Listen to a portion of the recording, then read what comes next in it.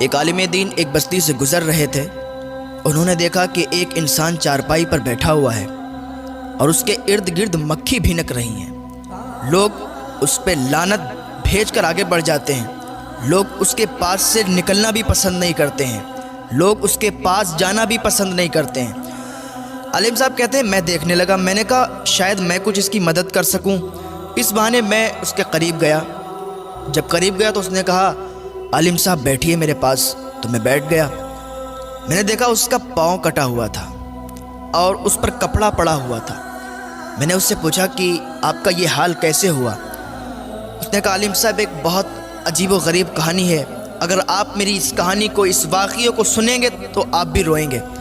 عالم دین کہنے لگے بتاؤ کیا بات ہے جس وجہ سے آپ کا یہ حال ہے، آپ پوری بات بتاؤ مجھے، شاید میں آپ کی کچھ مدد کر سکوں۔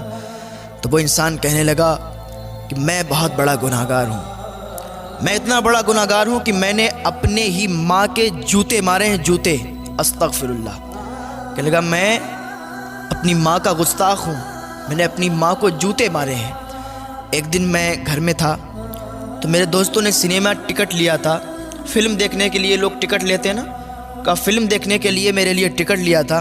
تو میں جا رہا تھا، میری ماں نے مجھے روکا اور کہا گنڈوں کے ساتھ مووی دیکھنے کے لیے جا رہا ہے، غلط کام کرنے کے لیے جا رہا ہے، تجھے شرم نہیں آتی؟ اللہ کا خوف کر۔ تو کہنے لگا میں بھڑک گیا ماں پر اور مجھے غصہ آیا، میں نے اپنا جوتا نکالا اور اپنی ماں کے مار دیے۔ میں نے اپنی ماں کے جوتے مارنا شروع کر دیے۔ اللہ اکبر۔ جب ماں کے جوتے مارے نا تو ماں رونے لگی اور اس نے اللہ کی بارگاہ میں ہاتھ اٹھا دیے اور اللہ کی بارگاہ میں فریاد کرنے لگی، اے میرے رب، کیا تو نے مجھے اسی دن کے لیے زندہ رکھا تھا؟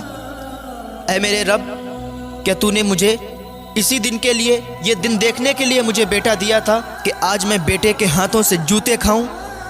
یا اللہ، میری زندگی بہت ہو چکی ہے، میں نے اپنے بیٹے سے جوتے کھائے ہیں، مجھے اب برداشت نہیں ہوتا کہ میں اس دنیا میں رہوں۔ یا اللہ مجھے موت دے دے، مجھے موت دے دے، اور یا اللہ کسی کو ایسا بیٹا نہ دے کہ اس کا بیٹا اس کی ماں کو جوتے مارے۔ وہ آدمی کہہ رہا ہے اور روتا جا رہا ہے کہ میری ماں میرے لیے بد دعا کر رہی تھی کہ یا اللہ جس نے مجھے جوتے مارے ہیں، اللہ تو اسے برباد کر دے، اسے ہلاک کر دے۔ اور یاد رکھیں جب ماں بد دعا کرتی ہے نا تو وہ بد دعا فوراً قبول ہو جاتی ہے۔ ماں ایسی ہوتی ہے، اپنے بیٹے کے حق میں اگر دعا کر دینا تو وہ دعا بھی فوراً قبول ہو جاتی ہے، اور اگر بد دعا کر دے وہ بد دعا بھی قبول ہو جاتی ہے۔ وہ ماں رو رہی ہے کہ میری زندگی بہت میں نے جی لی، مرنا چاہتی ہوں، میں جینا نہیں چاہتی ہوں، میرے بیٹے نے مجھے جوتے مارے، کیا اس دن کے لیے میں نے اس کو بڑا کیا تھا؟ اتنا کہہ کر ماں چلی گئی۔ میری ماں 7-8 دن بھوکی رہی، اس نے کھانا نہیں کھایا۔ 7-8 دن جب بھوکی رہی نا تو ایک دن اس کا انتقال ہو گیا اور وہ مر گئی۔ میں اس دن رات میں سویا تو میں نے کیا دیکھا کہ میرے پیر میں درد ہوا، میرے پیر میں درد ہوا۔ میں نے سوچا اچانک سے درد ہونے لگا، ٹھیک ہو جائے گا، کبھی کبھی ہوتا ہے ٹھیک ہو جاتا ہے، تو آج بھی یہ درد ہونا شروع ہوا ہے، ٹھیک ہو جائے گا۔ لیکن جب صبح ہوئی تو صبح کو دیکھا کہ میرا پیر سوج گیا تھا، میرا پیر بہت زیادہ سوج گیا تھا، وہ دیکھنے کے قابل نہیں تھا۔ میں ڈاکٹر کے پاس گیا، ڈاکٹر نے کہا اس کا آپریشن ہوگا، پیر کاٹا جائے گا۔ میں نے اتنا سنا تو ڈاکٹر سے کہا ٹھیک ہے آپ میرے پیر کا آپریشن کریں۔ ڈاکٹر نے پیر کا آپریشن کیا، پیر کاٹا، اور اب حالت یہ ہے کہ میرے پیر میں کیڑے پڑ گئے ہیں۔ ماں کی بد دعا میرے حق میں قبول ہوئی، میرے پیر میں کیڑے پڑ گئے، میرا پیر سڑ گیا، اب مکھی بھی اس پہ بھن بھناتی ہیں، کوئی میرے پاس آنا پسند نہیں کرتا۔ ہر آدمی یہی کہتا ہے یہ ماں کا گستاخ ہے، یہ لعنتی انسان ہے، لعنت بھیج کر آگے بڑھ جاتا ہے۔ میں بہت بڑا گناہ گار ہوں۔